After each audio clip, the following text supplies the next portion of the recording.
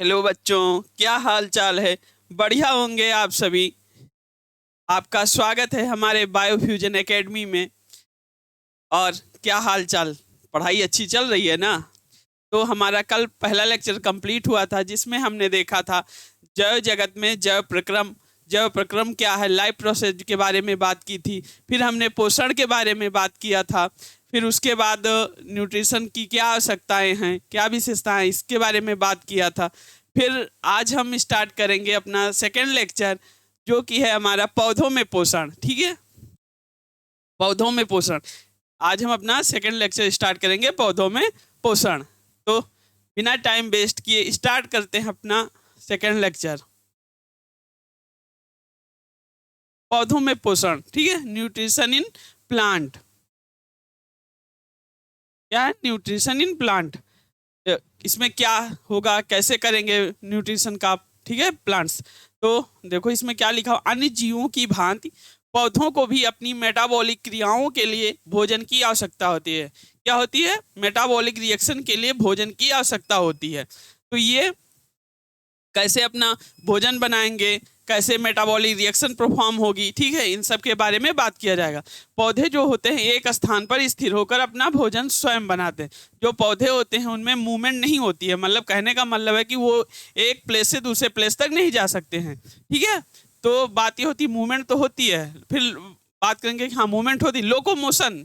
अगर सिंपल बात की जाए तो लोकोमोशन नहीं होती, क्योंकि लोकोमोशन में हम एक स्थान से दूसरे स्थान को जाते हैं। ठीक है, अब आगे अगर बात करें तो हरे पौधे जो होते हैं वो स्वपोषी होते हैं। स्वपोषी मतलब ऑटोट्रॉफिक, यानी कि अपना भोजन स्वयं बनाते हैं। ठीक है, अगर फिर नेक्स्ट पॉइंट देखें तो पौधे प्रकाश संश्लेषण यानी कि फोटोसिंथेसिस की क्रिया द्वारा स्वयं अपना भोजन बनाते हैं। प्रकाश संश्लेषण होगा, फिर उसके द्वारा भोजन बनाएंगे, भोजन बनाएंगे तो फिर उससे एनर्जी मिलेगी। ठीक है, उससे मेटाबॉलिक रिएक्शन परफॉर्म होंगी। ठीक है, अब बात करेंगे कि भोजन कैसे बनाते हैं, क्या होता है। CO2, ठीक है, क्या पहला CO2 जल से भोजन बनाने के लिए, कार्बन डाइऑक्साइड और जल से भोजन बनाने के लिए क्लोरोफिल की उपस्थिति में सूर्य के प्रकाश का उपयोग करते हैं। क्या? क्लोरोफिल को हम पर्णहरिम भी कहते हैं। उसकी उपस्थिति में सूर्य के प्रकाश का उपयोग करके भोजन बनाते हैं। क्या बनाते हैं? भोजन बनाते हैं। और जो क्लोरोफिल होता है हरे रंग का वर्णक होता है, यानी कि हरे ग्रीन पिगमेंट होता है, ग्रीन कलर का पिगमेंट होता है। ठीक है, क्लोरोफिल जो होता है मुख्यतः पत्तियों में उपस्थित होता है। कहाँ उपस्थित होता है? मुख्यतः पत्तियों में पाया जाता है। कहाँ पाया जाएगा? पत्तियों में पाया जाता है। और किसमें? पत्तियों में। ऐसे नहीं कि डायरेक्ट पत्तियों में, पत्तियों में जो हरित लवक यानी कि जो क्लोरोप्लास्ट होते हैं, क्या होते हैं? क्लोरोप्लास्ट, उसमें पाया जाता है। क्लोरोफिल कहाँ प्रेजेंट होते हैं बच्चों? क्लोरोप्लास्ट में प्रेजेंट होते हैं। इसे प्रकाश संश्लेषी अंग भी कहते हैं। ठीक है, अब हम बात करेंगे फोटोसिंथेसिस। फोटोसिंथेसिस उन्हीं कोशिकाओं में परफॉर्म होता है या उन्हीं कोशिकाओं में होता है जिसमें क्लोरोफिल प्रेजेंट होती है। बिना क्लोरोफिल के प्रकाश संश्लेषण नहीं हो सकता, यानी कि पर्णहरिम प्रेजेंट होनी चाहिए, उपस्थित होनी चाहिए। ठीक है,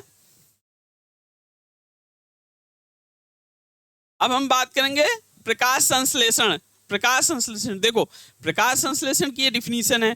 प्रकाश संश्लेषण देखो मतलब लघु उत्तरीय में भी आता है, दीर्घ उत्तरीय में भी आ जाता है और विस्तृत उत्तरीय में भी आ जाता है। तो आपको इसमें बताया जाएगा प्रकाश संश्लेषण किसे कहते हैं। प्रकाश संश्लेषण की मतलब रासायनिक क्रियाएं, प्रकाश संश्लेषण में मतलब उपयोग होने वाले प्रोडक्ट्स। ठीक है, प्रकाश संश्लेषण के महत्व, प्रकाश संश्लेषण की क्या क्या आवश्यकताएं हैं, ये सारी चीजें कवर की जाएंगी। और इसको अच्छे से तैयार करना, ये इंपॉर्टेंट है, ये क्वेश्चन आएगा ही आएगा। प्रकाश संश्लेषण किसे कहते हैं? ठीक है, चाहे 2 नंबर में आ जाए या 3 नंबर में आ जाए, आएगा ही, कंफर्म है कि आएगा ये। तो प्रकाश संश्लेषण हम देखेंगे। प्रकाश संश्लेषण वह प्रक्रिया है, प्रकाश संश्लेषण वह प्रक्रिया है जिसमें पेड़ पौधे अपने भोजन को CO2 तथा H2O और सूर्य के प्रकाश की मदद से क्लोरोफिल की उपस्थिति में तैयार करते हैं। क्या होता है? क्लोरोफिल की उपस्थिति में तैयार करते हैं। ठीक है, इस प्रक्रिया के दौरान, इस प्रक्रिया के दौरान क्या होती है, नोट कर लो। प्रकाश संश्लेषण वह प्रक्रिया है जिसमें पेड़ पौधे अपने भोजन को CO2 तथा H2O और सूर्य के प्रकाश की मदद से क्लोरोफिल की उपस्थिति में तैयार करते हैं, ठीक है। और इस प्रक्रिया के दौरान ऑक्सीजन जो है बाई प्रोडक्ट के निकलती है, यानी ऑक्सीजन निकलती है, इस क्रिया के दौरान ऑक्सीजन निकलती है तथा पेड़ पौधों को जीवित रहने के लिए ऊर्जा प्राप्त होती है। क्या प्राप्त होती है? पेड़ पौधों को जीवित रहने के लिए भोजन बनता है, फिर भोजन से ऊर्जा प्राप्त होती है। इस प्रक्रिया को हम प्रकाश संश्लेषण कहते हैं। क्या कहते हैं? इस पूरी प्रक्रिया को हम प्रकाश संश्लेषण कहते हैं। प्रकाश संश्लेषण एक जैव रासायनिक अभिक्रिया। प्रकाश संश्लेषण क्या है? जैव रासायनिक अभिक्रिया है। क्या बच्चों? जैव रासायनिक अभिक्रिया है, ठीक है। देखो प्रकाश संश्लेषण क्या है? कार्बन डाइऑक्साइड कहाँ प्रेजेंट होती है? हम सभी जानते हैं कि कार्बन डाइऑक्साइड हमारे वायुमंडल में प्रेजेंट होती है। और पेड़ पौधे जल कहाँ से लेते हैं? मिट्टी से लेते हैं। मिट्टी से कैसे लेते हैं? जो तन मतलब पेड़ की जड़ होती है वो जल का अवशोषण करती है, जाइलम के द्वारा पत्तियों तक जल ट्रांसफर किया जाता है, यानी कि पहुंचाया जाता है, ठीक है। तो कार्बन डाइऑक्साइड हमने वायुमंडल से लिया, जल हमने मिट्टी से लिया, और क्या? सूर्य का प्रकाश जो सनलाइट प्रेजेंस होती है। और क्लोरोफिल कहाँ प्रेजेंट होता है? क्लोरोप्लास्ट में। फिर क्या होता है? रिएक्शन परफॉर्म होगी, रासायनिक जैव रासायनिक रिएक्शन होगी। उससे क्या बनेगा? हमारा ग्लूकोज बनेगा। ग्लूकोज क्या होता है? ग्लूकोज फूड होता है, ठीक है। और फिर क्या रिलीज होती है? बाई प्रोडक्ट में ऑक्सीजन रिलीज होती है और जल बनता है। फिर क्या होगा? जो ग्लूकोज है, ग्लूकोज का ब्रेकडाउन होगा। जब ब्रेकडाउन होगा तो एनर्जी निकलेगी, एटीपी निकलेगी। एटीपी हमारी क्या है? एनर्जी है, ठीक है। अब अगर इसको देखो, इसको तुम चाहो तो नोट कर सकते हो या पढ़कर अच्छे से याद कर लो। ये जब आएगा लॉन्ग में तो तुमको ये पूरा विस्तृत लिखना पड़ेगा, ठीक है। तो बात करेंगे अगर प्रकाश संश्लेषण की क्रिया के लिए, प्रकाश संश्लेषण की क्रिया के लिए स्थलीय पौधे जो मतलब जमीन पर रहने वाले पौधे हैं वो वायु वातावरण यानी वायुमंडल से CO2, वायुमंडल से कार्बन डाइऑक्साइड ग्रहण करते हैं, ठीक है। जबकि जो जलीय पौधे होते हैं वो क्या करेंगे भाई? जो जल में रहते हैं वो क्या करेंगे? तो जल में जो घुली CO2 होती है उसको ग्रहण करते हैं, ठीक है। जो जल में CO2 घुली होगी उसको ग्रहण करेंगे। फिर पौधों की जड़ें जल का अवशोषण करके क्या होता है? पौधे की जड़ें जल का अवशोषण करके उसे जाइलम द्वारा पत्तियों तक पहुंचाती हैं। कहाँ पहुंचाती है? जल का अवशोषण जड़ें करेंगी और फिर जाइलम के द्वारा पत्तियों तक पहुंचाया जाता है। क्या होता है? पत्तियों तक पहुंचाया जाता है। पत्तियों में पाया जाने वाला पर्णहरिम यानी कि पत्तियों में पाया जाने वाला क्लोरोफिल प्रकाश ऊर्जा को अवशोषित करता है। क्या करता है? प्रकाश ऊर्जा को अवशोषित करता है और किस में बदल देता है? रासायनिक ऊर्जा में, ठीक है। केमिकल एनर्जी में बदल देता है, ठीक है। और रासायनिक ऊर्जा में बदल के केमिकल एनर्जी के रूप में संचित कर लेता है। और क्या होता है? इस प्रक्रिया में ऑक्सीजन जो है हमारी बाई प्रोडक्ट यानी कि सह उत्पाद के रूप में निकलती है, ठीक है। ऑक्सीजन सह उत्पाद के रूप में निकलती है, ठीक। अब देखो क्या हुआ? ये जल हमने जड़ों द्वारा अवशोषण किया, पत्तियों तक लाया गया जाइलम के द्वारा। और ये जो CO2 है हमारी कहाँ प्रेजेंस है? वायुमंडल में प्रेजेंट है, ठीक है। अब क्या होगा? H2O प्लस CO2 रिएक्शन करेंगे किसके? क्लोरोफिल प्रेजेंस होगा पत्तियों में और सूर्य के प्रकाश के प्रेजेंस में। अब क्या बनेगा? भोजन यानी कि ग्लूकोज बनेगा। और ग्लूकोज बनेगा तो फिर क्या बाई प्रोडक्ट रिलीज होगा? ऑक्सीजन रिलीज होगी, ठीक है। ऑक्सीजन रिलीज होगी। अब मान लीजिए कि ग्लूकोज ज्यादा बन गया, जैसे भाई भोजन ज्यादा बन गया। मान लीजिए हमको भोजन 100 ग्राम की आवश्यकता है, मान लीजिए भोजन 200 ग्राम बन गया। अब उसका क्या करेंगे? उसको मतलब वेस्ट तो जाने हम नहीं दे सकते हैं, तो क्या करते हैं? उसको मंड यानी कि स्टार्च के रूप में, ग्लूकोज स्टार्च के रूप में संचित कर लेते हैं, ठीक है। स्टोरेज कर लेते हैं। ग्लूकोज का स्टोरेज हम किस रूप फॉर्म में करते हैं? स्टार्च के रूप में करते हैं, ठीक है। स्टार्च का हिंदी क्या होता है? मंड होता है, ठीक। और जो ऑक्सीजन होती है वो कहाँ चली जाती है? वायुमंडल में चली जाती है। कहाँ रिलीज हो गई? ये रिलीज हो गई वायुमंडल में, जिसे हम यूटिलाइज करते हैं, ठीक है। पौधों की हरी पत्तियों द्वारा बनाया गया भोजन क्या पौधों की हरी पत्तियों द्वारा बनाया गया भोजन साधारण शर्करा यानी कि ग्लूकोज के रूप में होता है। अतिरिक्त ग्लूकोज बाद में स्टार्च के रूप में संचित कर लिया जाता है यानी कि मंड के रूप में। यह अतिरिक्त ऊर्जा की भांति कार्य करता है। भाई जब आवश्यकता होगी तो फिर स्टार्च का ब्रेकडाउन होगा, स्टार्च का ब्रेकडाउन होगा तो फिर हम ग्लूकोज तथा स्टार्च को कार्बोहाइड्रेट कहते हैं, यानी कि भाई ग्लूकोज स्टार्च का ब्रेकडाउन होगा फिर ग्लूकोज बनेगा। ठीक है, उसको हम यूटिलाइज कर लेते हैं बाद में अगर आवश्यकता होती है तो। ठीक है, और जो ग्लूकोज तथा स्टार्च को, ग्लूकोज भाई हो गया और स्टार्च हो गया, उसको हम क्या बोलेंगे? ग्लूकोज हो गया, ग्लूकोज हो गया, स्टार्च हो गया, इसको हम क्या बोलेंगे? कार्बोहाइड्रेट बोलते हैं। क्या बोलते हैं? कार्बोहाइड्रेट बोलते हैं। ठीक है, कार्बोहाइड्रेट बोलते हैं। ठीक है,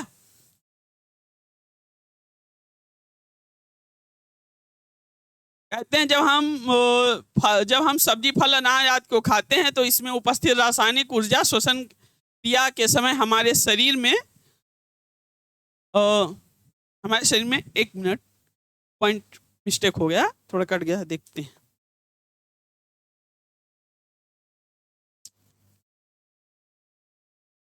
हमारे शरीर में निष्कासित होती है। ठीक है, निष्कासित हो जाती है, श्वसन क्रिया के समय निष्कासित हो जाती है। ठीक है, यहाँ पे लिख लीजिएगा, निष्कासित हो जाती है। ठीक, ये समझ में आ गया होगा पूरा। अब प्रकाश संश्लेषण की क्रिया के चरण, प्रकाश संश्लेषण की क्रिया के कितने चरण हैं, क्या है, ये अब हम बात करेंगे। ठीक है, समझ में आया? प्रकाश संश्लेषण की क्रिया के चरण। क्लोरोफिल पर्णहरिम द्वारा, यानी कि क्लोरोफिल द्वारा प्रकाश ऊर्जा को अवशोषित करता है। भाई क्लोरोफिल है वो प्रकाश ऊर्जा का अवशोषण करता है, यानी कि अवशोषित करता है। प्रकाश ऊर्जा का रासायनिक ऊर्जा में रूपांतरण होता है, यानी कि लाइट एनर्जी को हम केमिकल एनर्जी में कन्वर्ट करते हैं। लाइट एनर्जी हो गई, लाइट एनर्जी भाई प्रकाश, सूर्य का प्रकाश हो गया, उसको हम रासायनिक ऊर्जा यानी कि केमिकल ऊर्जा में कन्वर्ट कर देते हैं। ठीक है, अब हम बात करेंगे प्रकाश ऊर्जा द्वारा जल का प्रकाश अपघटन होता है। प्रकाश ऊर्जा द्वारा, ठीक है, यानी कि सनलाइट द्वारा जल का प्रकाश अपघटन होता है। जल के अणुओं का हाइड्रोजन तथा ऑक्सीजन में अपघटन, यानी कि जल के अणु जो होते हैं H2O हाइड्रोजन तथा ऑक्सीजन में टूटकर अलग हो जाते हैं। ठीक, अलग हो जाते हैं। अब बात करें तो ये है ऑक्सीजन O2 वायुमंडल में रिलीज कर दी जाती है, यानी कि ऑक्सीजन जो हमारी बचेगी, ऑक्सीजन जो हमारी होती है वो वायुमंडल में क्या होगी? रिलीज कर दी जाती है। ठीक है, अरे बात करें ये सारी रिएक्शन जो होती हैं हरित लवक के ग्रेना में होती हैं। क्या होती हैं? हरित लवक के ग्रेना में होती हैं। ठीक है, और हाइड्रोजन द्वारा कार्बन डाइऑक्साइड का अपचयन होता है। क्या होता है? अपचयन होता है, और कार्बोहाइड्रेट ग्लूकोज का निर्माण होता है। क्या होगा? हाइड्रोजन द्वारा कार्बन डाइऑक्साइड यानी कि CO2 का अपचयन होता है और कार्बोहाइड्रेट्स ग्लूकोज का निर्माण होता है, यानी कि ग्लूकोज का निर्माण होता है। यह क्रिया हरित लवक के स्ट्रोमा में होती है। किसमें होती है? हरित लवक के स्ट्रोमा में होती है। ठीक है, हम बात करेंगे अब, ये जरूरी नहीं है कि तीनों क्रियाएं मतलब जल्दी ही एक दूसरे के बाद हो जाएं। ठीक है, ये डिफरेंट टाइम पे भी हो सकती हैं। जैसे रेगिस्तान में मरुद्भिदियां जीरोफाइट, ठीक है, जीरोफाइट जिसको बोलते हैं, इसमें क्या होता है? पौधे रात में CO2 ग्रहण करके, अब भाई यहाँ पे क्या है? पौधे रात में क्या करेंगे? CO2 ग्रहण करके एक माध्यमिक उत्पाद बनाते हैं जिसको हम क्या बोलते हैं? मैलिक एसिड शायद, हाँ ठीक है। पौधे रात में CO2 ग्रहण करके माध्यमिक उत्पाद बनाते हैं, क्योंकि स्ट्रोमेटा रात में खुलते हैं, दिन में भाई स्ट्रोमेटा बंद होते हैं। तो अब भाई अगर स्ट्रोमेटा बंद हैं तो फिर भोजन कैसे बनेगा? तो क्या करते हैं? ग्रहण करके एक माध्यमिक यानी इंटरमीडिएट कंपाउंड बनाते हैं। ठीक है, वो फिर क्या होगा? फिर क्या होता है? पर्ण यानी कि क्लोरोफिल दिन में प्रकाश ऊर्जा को अवशोषित करेंगे और फिर अंतिम उत्पाद कार्बोहाइड्रेट बनाएंगे। फिर दिन में क्या होगा? अंतिम उत्पाद कार्बोहाइड्रेट बनेगा। ठीक, समझ में आ गया?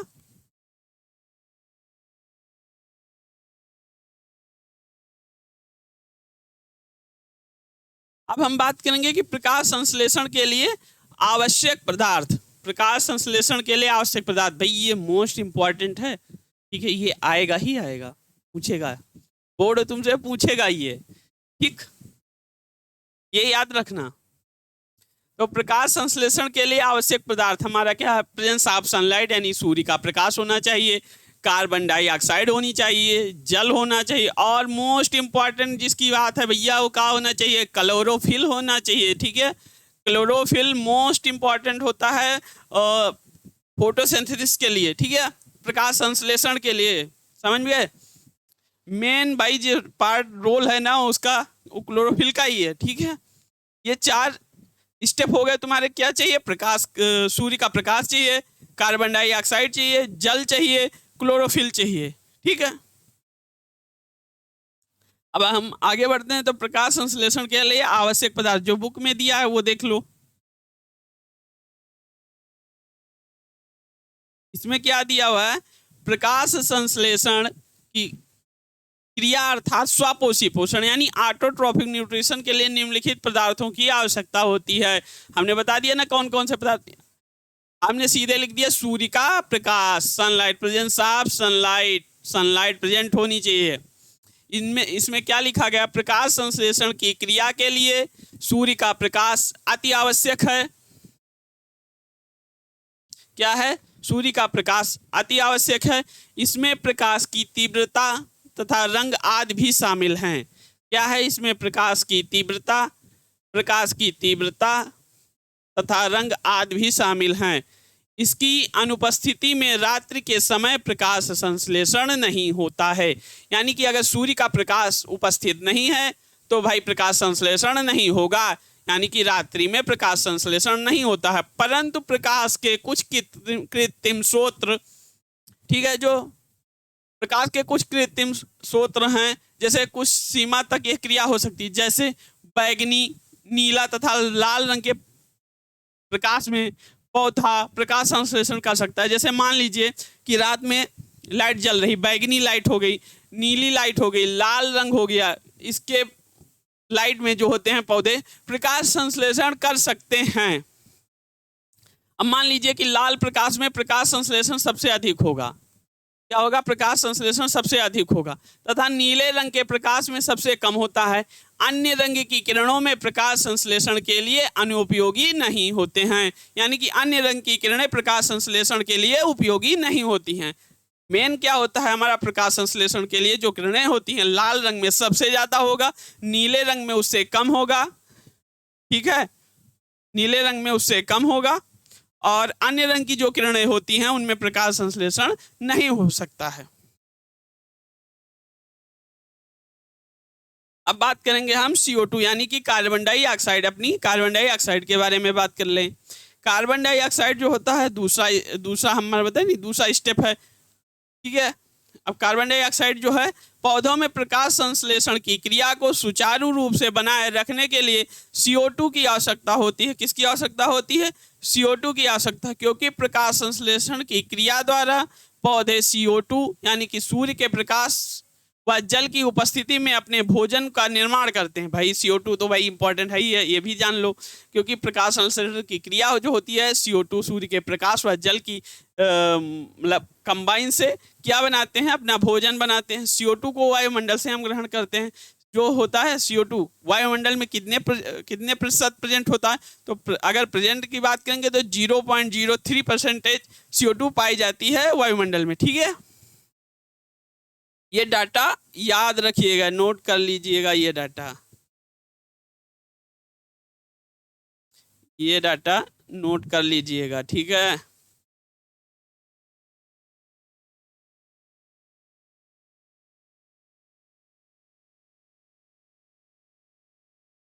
ये डाटा नोट कर लीजिए। अब हम बात करेंगे क्लोरोफिल की। तो पर्णहरिम हरे रंग का वर्णक है, पिगमेंट है, जो मुख्यतः पत्तियों में पाया जाता है।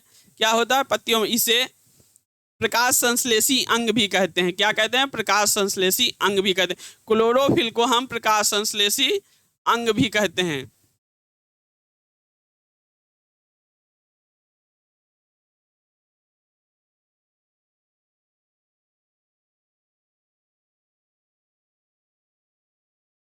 क्या कहते हैं, प्रकाश संश्लेषी अंग भी कहते हैं। प्रकाश संश्लेषण केवल उन्हीं कोशिकाओं में होता है, प्रकाश संश्लेषण केवल उन्हीं कोशिकाओं में होता है जिनमें पर्णहरिम प्रेजेंट होता है, यानी कि जिनमें क्लोरोफिल प्रेजेंट होता है। यह हरित लवकों यानी कि क्लोरोप्लास्ट में मिलता है। कहाँ प्रेजेंट होता है, क्लोरोप्लास्ट, पत्तियों में क्लोरोप्लास्ट प्रेजेंट होता है, उसमें क्या मिलेगा, क्लोरोफिल। ठीक है, ये क्या है, हमारा पिगमेंट है। क्लोरोफिल में ही सौर ऊर्जा का शर्करा में रासायनिक ऊर्जा के रूप में बंधित करने का गुण होता है। ठीक है, सौर ऊर्जा यानी कि लाइट एनर्जी को केमिकल एनर्जी में कन्वर्ट करने का गुण होता है। ठीक है, अब हम बात करेंगे जल यानी कि वाटर, सबसे महत्वपूर्ण एक ये भी घटक है। ठीक है, बात करेंगे वाटर की यानी कि जल की। जल भी प्रकाश संश्लेषण की क्रिया का एक महत्वपूर्ण आवश्यक घटक है। ये देखिए क्या है, इसमें क्या लिखा गया है, आवश्यक महत्वपूर्ण घटक है। प्रकाश संश्लेषण की क्रिया के लिए पौधे आवश्यक जल की पूर्ति अपनी जड़ों द्वारा मिट्टी में उपस्थित जल को परासरण यानी कि ऑस्मोसिस प्रक्रम द्वारा अवशोषित करते हैं। क्या करते हैं, अवशोषित करते हैं।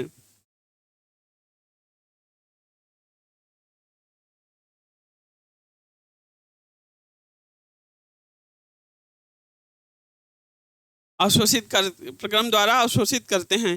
ठीक है, क्या करते हैं, अवशोषित करते हैं।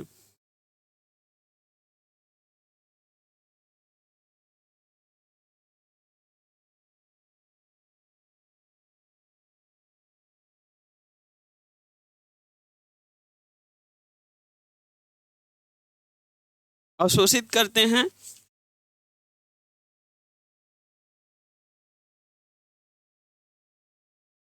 ठीक है, अवशोषित करते हैं। ठीक, अब हम बात करेंगे किसकी, पर्णरंध्र यानी कि रंध्र या स्टोमेटा। सिंपल अगर बात की जाए तो हम उसको क्या बोलेंगे, स्टोमेटा। देखिए रंध्र, पर्णरंध्र लिख के आएगा, लेकिन आप स्टोमेटा सिंपल याद रखिए कि हाँ स्टोमेटा ये होता है। ठीक है, स्टोमेटा। ठीक है, अगर हम बात करेंगे स्टोमेटा की, तो स्टोमेटा क्या होते हैं, पौधों की पत्तियों तथा अन्य हरे कोमल वायवीय भागों की बाहरी त्वचा पर बहुत अधिक संख्या में छोटे छोटे छिद्र पाए जाते हैं, जिन्हें हम स्टोमेटा कहते हैं। क्या होता है, पौधों की पत्तियों तथा अन्य हरे कोमल वायवीय यानी बाहरी भागों की वायवीय भागों की बाहरी त्वचा पर बहुत अधिक संख्या में छोटे छोटे छिद्र पाए जाते हैं। क्या पाए जाते हैं, छोटे छोटे छिद्र पाए जाते हैं, जिन्हें हम स्टोमेटा कहते हैं। स्टोमेटा क्या होता है, स्टोमेटा प्रकाश संश्लेषण के लिए गैसों का आदान प्रदान इन्हीं सूक्ष्म छिद्रों द्वारा यानी कि इन्हीं सूक्ष्म रंध्रों द्वारा होता है। ठीक है, हम स्टोमेटा कैसे बनाएंगे, स्टोमेटा देखो ये बीन शेप का होता है। ठीक है, मान लीजिए ऐसे बनाएंगे। ठीक है, ये हो गया हमारा स्टोमेटा, ऐसे बनाया है ना, ये स्ट्रक्चर बना लीजिएगा। देखो ये क्या है, हमारा क्लोरोप्लास्ट है। क्या है, प्रेजेंट है, क्लोरोप्लास्ट है। और ये क्या है, दोनों द्वार कोशिकाएं। क्या है, द्वार कोशिकाएं, गार्ड सेल्स। क्या बोलेंगे इसको, गार्ड सेल्स बोलते हैं इंग्लिश में। ठीक है, और ये क्या है, CO2 इंटर करी और O2 बाहर। ये क्या है, ये जो ऐसे गया, ये जो छिद्र है इसको क्या बोलते हैं, रंध्र बोलते हैं, यानी कि स्टोमेटा।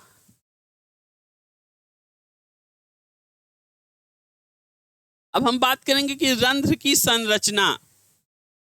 रंध्र पत्तियों की बाहरी त्वचा पर पाए जाते हैं। कहाँ पाए जाते हैं, पत्तियों की बाहरी त्वचा पर पाए जाते हैं, बाहरी त्वचा पर पाए जाते हैं। प्रत्येक रंध्र में दो अर्धचंद्राकार सेम के बीज के आकार की द्वार कोशिकाएं यानी कि गार्ड सेल्स तथा मध्य में रंध्रीय गुहा पाई जाती है। ठीक है, क्या होता है, प्रत्येक रंध्र में यानी कि प्रत्येक रंध्र में दो अर्धचंद्राकार सेम के बीज के आकार की द्वार कोशिकाएं तथा मध्य में रंध्रीय गुहा पाई जाती है। ठीक, द्वार कोशिकाओं की बाहरी भित्ति पतली तथा आंतरिक भित्ति यानी कि आंतरिक भित्ति जो होती है यानी कि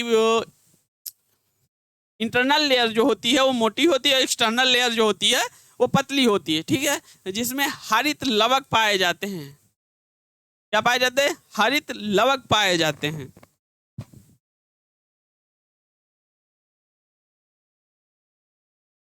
ठीक है, अब हम पूरा ये मतलब वो दिया हुआ है क्रियाविधि स्टोमेटा की, तो स्टोमेटा की एक बार क्रियाविधि भी देख लेते हैं, अच्छे से पढ़ लेते हैं, फिर आगे बढ़ते हैं। ठीक है, प्रकाश संश्लेषण की क्रिया में गैसों का आदान प्रदान इन्हीं सूक्ष्म छिद्रों द्वारा होता है। पर्णरंध्र का निर्माण दो प्रकार की द्वार या रक्षक कोशिकाओं से होता है, जिसे हम गार्ड सेल्स कहते हैं। ये रक्षक कोशिकाएं अन्य बाहरी त्वचा कोशिकाओं में भिन्न या सेम के बीज की आकार तथा हरित लवक यानी कि क्लोरोप्लास्ट युक्त होती हैं। इन्हीं कोशिकाओं को स्फीत या टर्जिटी के कारण ये रंध्र का आकार छोटा या बड़ा होता है। पर्णरंध्र के छिद्रों का खुलना तथा बंद होना, ठीक है, द्वारी कोशिकाओं द्वारा नियंत्रित होता है। स्टोमेटा को खुलना और बंद होना, भाई वो कब स्टोमेटा ओपन होगा, कब स्टोमेटा क्लोज होगा, ये गार्ड सेल्स नियंत्रित करती हैं, यानी कि गार्ड सेल्स कंट्रोल करती हैं। जब जल द्वार कोशिकाओं में अंदर जाता है, यानी कि मान लीजिए वाटर एंटर हुआ, तो क्या होती है? फूल जाती हैं। क्या होती है? डायलूट होंगी। तो क्या होंगी? डायलूट होंगी तो फूल जाएंगी। और रंध्र जो होते हैं यानी कि जो छिद्र होता है स्टोमेटा होता है वो खुल जाता है। क्या होता है? स्टोमेटा खुल जाता है। ठीक है, अब फिर बात करेंगे जब द्वार कोशिकाएं यानी कि जल त्याग देती हैं, यानी कि जल बाहर निकल जाता है, तो क्या होती है? सिकुड़ जाती हैं और रंध्र का छिद्र बंद हो जाता है। स्टोमेटा फिर क्लोज हो जाएंगी। जब क्लोज होंगी तो इन रंध्रों द्वारा क्या होगा? वाष्पोत्सर्जन होगा। ठीक है, क्या होगा? वाष्पोत्सर्जन होगा। वाष्पोत्सर्जन की क्रिया द्वारा पर्याप्त मात्रा में जल की हानि भी होती है। भाई अगर वाष्पोत्सर्जन होगा तो जल की भाई पर्याप्त मात्रा में हानि भी होती है। ठीक है, क्योंकि वो वाटर का लूज हो रहा है ना, तो वाटर अगर लूज हो रहा है तो फिर भाई वाटर की तो हानि होगी ही। फिर क्या होगा? जब प्रकाश संश्लेषण के लिए CO2 की आवश्यकता होती, क्या होती है? प्रकाश संश्लेषण के लिए CO2 की आवश्यकता नहीं होती है, तब क्या होगा? तब पौधे इन छिद्रों को बंद कर लेते हैं। क्या होगा? पौधे इन छिद्रों को बंद कर लेते हैं।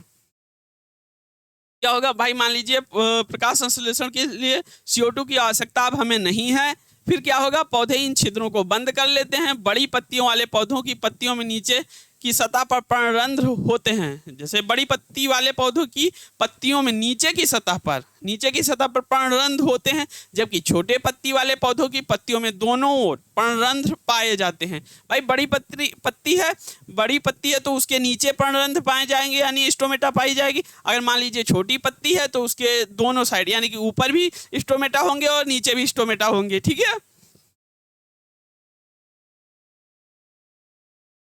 समझ में आ गया अच्छे से?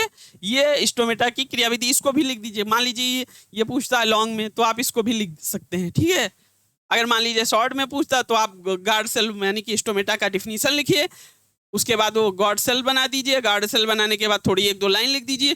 फिर अगर मान लीजिए थोड़ा लॉन्ग में पूछता है तो आप इसको पूरा क्रियाविधि उसकी लिख सकते हैं। ठीक, क्रिस्टल क्लियर हो गया होगा यहाँ तक? अब हम आगे बढ़ते हैं।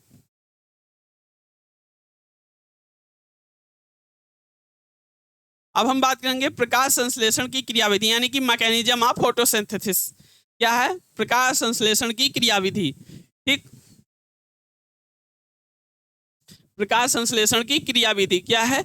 प्रकाश संश्लेषण की क्रियाविधि की बात करेंगे। प्रकाश संश्लेषण एक जटिल उष्मीय उष्माशोषी यानी कि जटिल उष्माशोषी एंडोथर्मल उपचयी अभिक्रियाएं हैं। एंडोथर्मल अभिक्रियाएं हैं। ठीक है, जो मुख्यतः दो चरणों में होती हैं। कौन सी दो चरणों में होती है? एक प्रकाशीय अभिक्रिया या हिल रिएक्शन, लाइट रिएक्शन। इसको क्या बोलेंगे? लाइट रिएक्शन या हिल्स रिएक्शन। ठीक है, हिल्स रिएक्शन इसलिए बोलते हैं कि हिल नामक साइंटिस्ट ने इसको सर्वप्रथम डिस्कवर किया था। ठीक है, तो इसलिए इसको हम हिल रिएक्शन बोलते हैं। ठीक, और एक होती है अप्रकाशीय अभिक्रिया यानी कि डार्क रिएक्शन। इसको क्या बोलेंगे? Dark reaction. नाम से ही समझ में आ रहा होगा, ये लाइट रिएक्शन है और ये डार्क रिएक्शन है। ठीक, अब हम बात करते हैं लाइट रिएक्शन की। सबसे पहले किसकी बात करेंगे? लाइट रिएक्शन या हिल रिएक्शन की। ठीक, लाइट रिएक्शन की बात करेंगे या हिल रिएक्शन की बात करेंगे। ठीक, तो हिल रिएक्शन, जो प्रकाश अभिक्रिया का अध्ययन सर्वप्रथम हिल नामक वैज्ञानिक ने किया था, ठीक है। लाइट रिएक्शन की स्टडी जो होती है या डिस्कवरी बोल लीजिए, तो इसको हिल नामक वैज्ञानिक ने सर्वप्रथम किया था, इसलिए इसको हिल रिएक्शन कहते हैं। क्या कहते हैं? हिल अभिक्रिया कहते हैं, ठीक। जल के विच्छेदन से हाइड्रोजन उपलब्ध कराने के लिए यह क्रिया हरित लवकों के ग्रेना भाग में क्लोरोफिल की सहायता से होती है। क्या होती है? जल के विच्छेदन से, यानी कि जल का विच्छेदन यानी हाइड्रोजन अलग हो गया, ऑक्सीजन अलग हो गया, फिर क्या होगी? यह क्रिया हरित लवक के ग्रेना भाग में क्लोरोफिल की सहायता से होती है, ठीक। इसमें निम्नलिखित चरण होते हैं, यानी कि पद होते हैं, निम्नलिखित पद होते हैं। कौन कौन से पद होते हैं? अगर हम बात करेंगे पहले पद की, तो हरित लवकों में ग्रेनम उपस्थित पर्ण हरिम सूर्य का प्रकाश अवशोषित कर सक्रिय हो जाते हैं। मान लीजिए सनलाइट को उसने एब्जॉर्ब किया, अब क्या हो गए? वो एक्टिव हो गए। जब एक्टिव हो गए तो उत्तेजित इलेक्ट्रॉन, यानी कि एक्साइटेड जो इलेक्ट्रॉन निकालते हैं भाई, लोअर स्टेज से हायर स्टेज में जाएंगे तो क्या होगा? इलेक्ट्रॉन एक्साइट करेंगे, एनर्जी पाएंगे तो इलेक्ट्रॉन एक्साइटेड हो जाएंगे। फिर क्या होगा? एडीपी यानी कि एडेनोसिन डाइफॉस्फेट से एडीपी से एटीपी में कन्वर्ट होते हैं, यानी कि एडीपी से एटीपी का निर्माण होता है। एडिनोसिन डाइफॉस्फेट से एडिनोसिन ट्राइफॉस्फेट का निर्माण होता है। एटीपी में प्रचुर मात्रा में ऊर्जा संचित रहती है। भाई एटीपी जो है वो हाईली एनर्जेटिक सोर्स है, ठीक है।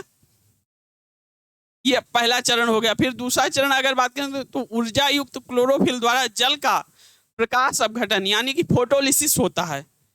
भाई जल का अगर फोटोलिसिस कराया जाएगा तो क्या हो गए?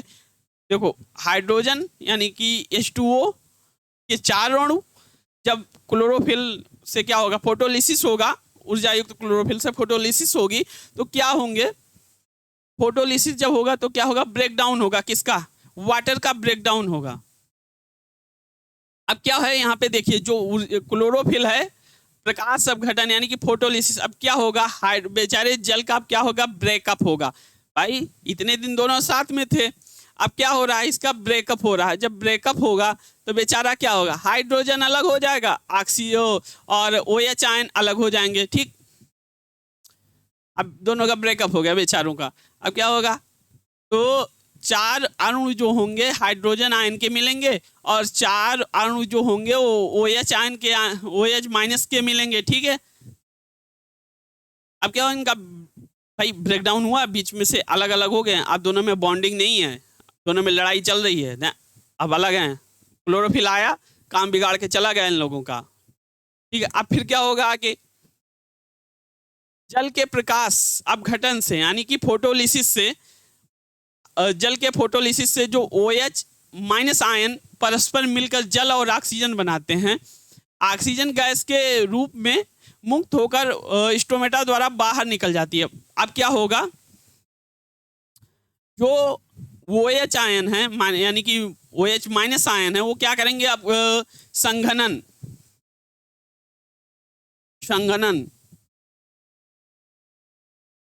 करेंगे। अब क्या होगा? अब जल बनेगा। भाई अब संघनन हो रहा, अब इकट्ठे हो रहे, अब क्या फिर बनेगा? जल बनेगा। जल बनेगा तो 2 अणु H2O के यानी कि 2 मॉलिक्यूल H2O के बनेंगे, ठीक है। और क्या निकल जाएगी? ऑक्सीजन बाय प्रोडक्ट निकल जाएगी, स्टोमेटा द्वारा रिलीज हो जाती है बाहर, ठीक।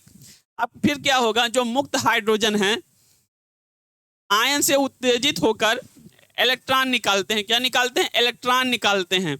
अब मुक्त हाइड्रोजन यानी कि जो फ्री हाइड्रोजन है उनमें क्या होगा? भाई वो H+ आयन है ना, तो वो क्या करेंगे? उत्तेजित इलेक्ट्रॉन यानी कि इलेक्ट्रॉन को एक्साइट करेंगे और इलेक्ट्रॉन अपनी कक्षा से बाहर निकल जाएंगे, ठीक। अब क्या होगा? जो इलेक्ट्रॉन स्थानांतरण प्रणाली यानी कि इलेक्ट्रॉन ट्रांसफर सिस्टम ETS के द्वारा ऊर्जा को ATP के रूप में मुक्त करते हैं। भाई इलेक्ट्रॉन एक्साइट होके निकले हैं, अब वो क्या करेंगे? ETS के द्वारा ऊर्जा को ATP के रूप में मुक्त करते हैं। और इस क्रिया में H+ आयन, क्या? H+ आयन और NADP को NADPH2 में अपचयित करते हैं। किसमें अपचयित करेंगे? H+ आयन NADP को NADP को NADPH2 को में अपचयित करेंगे। क्या होगा? तो देखो हाइड्रोजन क्या है? फ्री हैं, फ्री है, H प्लस आयन फ्री है। तो अब ये क्या करेंगे, ये रिएक्ट करेंगे 2 NADP। कितने हाइड्रोजन रिएक्ट करेंगे, 4 हाइड्रोजन रिएक्ट करेंगे 2 NADP से। अब क्या बनाएंगे, 2 NADPH2। क्या बनाएंगे, 2 NADPH2। ठीक है। अब फिर जो नेक्स्ट स्टेप है उसमें क्या होगा, इलेक्ट्रॉनों के स्थानांतरण से ATP का निर्माण होगा। अब क्या होगा, ATP का निर्माण होगा भाई, ADP। इलेक्ट्रॉन जो स्थानांतरण हुए हैं यानी कि एक साइड होके निकले हैं, अपनी जगह से दूसरी जगह गए हैं, तो अब क्या होगा, जो ADP एडेनोसिन डाइफॉस्फेट के साथ ऑर्गेनिक फास्फोरस, क्या बोलते हैं इसको, ऑर्गेनिक, हाँ, इनऑर्गेनिक फास्फेट, IP जो है अकार्बनिक फास्फेट यानी कि इनऑर्गेनिक फास्फेट है। अब ये क्या बनेगा, ATP क्या फॉर्म करेगा, ATP बनाएगा। और ATP क्या, हाईली सोर्स ऑफ एनर्जी। इसमें क्या होता है, एनर्जी स्टोर होती है, हाईली एनर्जी स्टोर होती है। ठीक है, प्रकाश की उपस्थिति में ADP से ATP के निर्माण को फोटोफास्फोरिलेशन कहते हैं। यानी कि ADP से एडेनोसिन डाइफॉस्फेट से एडेनोसिन ट्राइफॉस्फेट के बनने की प्रक्रिया को फोटोफास्फोरिलेशन कहते हैं। क्या कहते हैं, फोटोफास्फोरिलेशन कहते हैं। ठीक है, यहाँ तक क्रिस्टल क्लियर हो गया होगा। अब हम आगे बढ़ते हैं, क्या देखेंगे,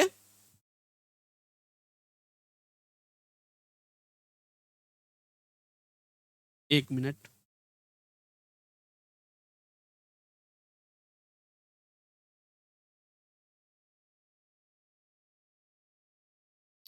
एक मिनट, फोटोफास्फोरिलेशन कहते हैं।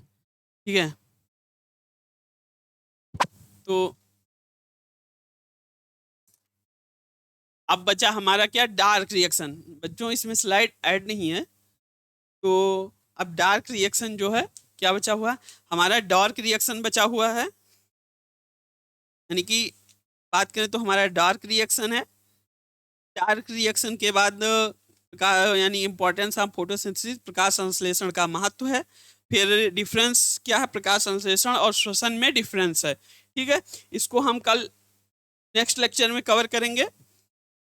ठीक है, तब तक के लिए यहाँ तक आप लोग अच्छे से पढ़ लीजिए, कंप्लीट कर लीजिए, क्योंकि इसमें क्या है, स्लाइड ऐड नहीं हुई है। ठीक है, तो फिर अच्छे से पढ़ाई करते रहिए, यहाँ तक तो बहुत अच्छे से समझ में आएगा। एक एक पॉइंट एक्सप्लेन हुआ है, ऐसा कोई पॉइंट नहीं है कि जो छोड़ा गया हो। अगर आपको कोई चीज़ें नहीं समझ में आती हैं तो आप कमेंट जरूर करिएगा। ठीक है, और पढ़ाई करते रहिएगा। तो चलो, क्लास ख़त्म करने से पहले तो कुछ प्यारा सा अच्छा सा मोटिवेशनल शायरी सुना दी जाए, फिर क्लास एंड करते हैं। ठीक है, फिर क्लास एंड करेंगे बच्चों। ठीक, प्यारी सी एक मोटिवेशनल शायरी हो जाए और क्लास एंड की जाए। ठीक, क्लास एंड की जाए एक प्यारी सी शायरी के साथ।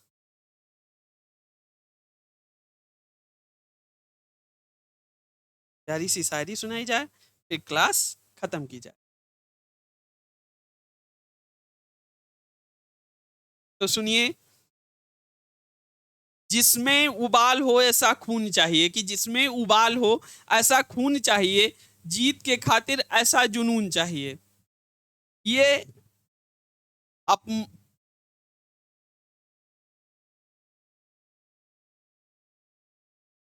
सुनो, जिसमें उबाल हो ऐसा खून चाहिए, कि जिसमें उबाल हो ऐसा खून चाहिए, जीत के खातिर ऐसा जुनून चाहिए। ये आसमान भी आएगा ज़मीन पर, कि ये आसमान भी आएगा ज़मीन पर, बस इरादों में ऐसी गूंज होनी चाहिए।